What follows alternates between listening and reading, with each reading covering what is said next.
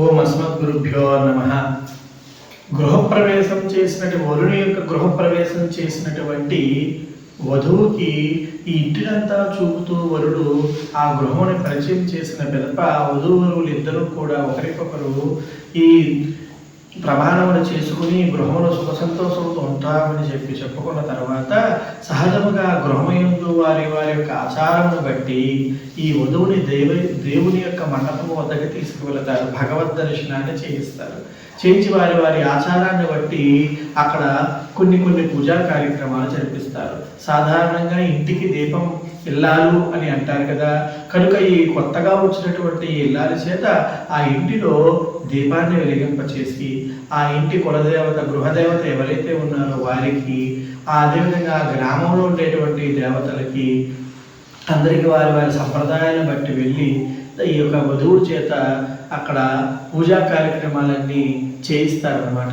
అలాగే మనకి బహుప్రసిద్ధమైనటువంటిది నూతన దంపతులతో ఈ పెళ్లి వస్త్రాలతోనే సత్యనారాయణ స్వామి వారి యొక్క వ్రతాన్ని కూడా చేయిస్తూ ఉంటారు. ఎందుకంటే సత్యనారాయణ స్వామి వివాహేచ గృహారంభే అని అంటూ వివాహ సమయంలో కానీ గృహారంభ సమయంలో కానీ ఈ ఇతరత్ర శుభకార్యాలు చేస్తున్నప్పుడు కానీ ఈ విధమైనటువంటి సత్యనారాయణ స్వామి వ్రతం చేయడం ద్వారా సకల శుభప్రాప్తి కలుగుతుంది, కష్ట నివృత్తి కలుగుతుంది అని మనకి ఒక నమ్మకము కనుక ఆ విధముగా సత్యనారాయణ స్వామి వారి యొక్క వ్రతకల్పము కూడా చెబుతున్నది కనుక మన యొక్క తెలుగునాట ప్రతివారు కూడా తప్పకుండా ఆచరించేటువంటి వ్రతమే ఈ సత్యనారాయణ స్వామి వారి వ్రతము.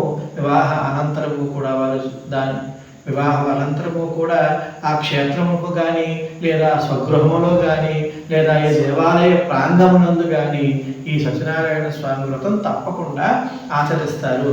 తద్వారా ఈ వ్రతము ద్వారా నారాయణుని యొక్క సంపూర్ణమైనటువంటి అనుగ్రహాన్ని పొంది వీరి జీవితము ఈ యొక్క వైవాహిక మహోత్సవము ఏ కారణాల చేత వీరు ఈ వివాహాన్ని చేసుకుంటున్నారో ఆ యొక్క ఫలితము వీరికి వేగముగా రావడానికి సకల గ్రహశాంతులు కలుగుతాయి. ఎందుకంటే ఈ సత్యనారాయణ స్వామి వ్రతంలో నవగ్రహ పూజ, పంచపాలక దేవతా పూజ, దిక్పాలకుల యొక్క పూజ, ఈ విధంగా ఇవన్నీ చేసి సత్యనారాయణ స్వామిని ఆరాధించడం ద్వారా ఆయా దేవతల యొక్క సంపూర్ణమైనటువంటి అనుగ్రహంతో నారాయణుడి యొక్క ఆజ్ఞ చేత ఇతర ఈ దేవీ దేవతలందరూ గ్రహములు అన్నీ కూడా ఈ దంపతుల్ని ఆశీర్వదించి సకల శుభాన్ని కలిగిస్తాయి అనేటువంటి ఒక నమ్మకంతో ఈ సత్యనారాయణ స్వామి వ్రతాన్ని కూడా ఆచరిస్తారు. ఈ ఒక్క సత్యనారాయణ స్వామి వ్రతంలో ముందు భాగంలో చేసేటువంటి పూజా కార్యక్రమాలన్నీ కనుక మనం గమనిస్తే మనకి అర్థమవుతుంది. అధినాయకుడైనటువంటి నారాయణుడి యొక్క ఆజ్ఞతో వీరందరూ మనకి ఏ గృహ నక్షత్ర దోషములు ఉన్నవన్నీ కూడా పరిహరింపబడి స్వామి సత్యనారాయణ స్వామి వారి యొక్క కృప చేత ఈ యొక్క వివాహమసు సంపూర్ణముగా సఫలీకృతమై నూతన దంపతులు అత్యంత వేగంగా వారి జీవితంలో ఆనందమైనటువంటి ఆనందాన్ని సొంతం చేసుకుంటారని ఈ యొక్క వ్రతాన్ని చేయిస్తారు. జై శ్రీమన్నారాయణ.